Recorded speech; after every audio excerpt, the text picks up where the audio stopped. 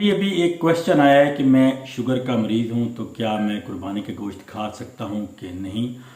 इस वीडियो में हम इस सवाल का जवाब देंगे।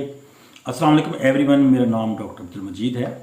मुझे भी एक क्वेश्चन आया है कि मैं शुगर का मरीज़ हूँ तो क्या मैं कुर्बानी के गोश्त खा सकता हूँ। तो अगर आपका किडनी बिल्कुल ठीक है, आपकी क्रिएटिनिन भी ठीक है, आप कोई दिल की या बीमारी या कोई हार्ट डिजीज़ भी नहीं है, और अगर आपका यूरिक एसिड लेवल भी ठीक है तो आप कुर्बानी के गोश्त हस्बे ज़ायका और हस्बे ज़रूरत इसको इस्तेमाल कर सकते हैं।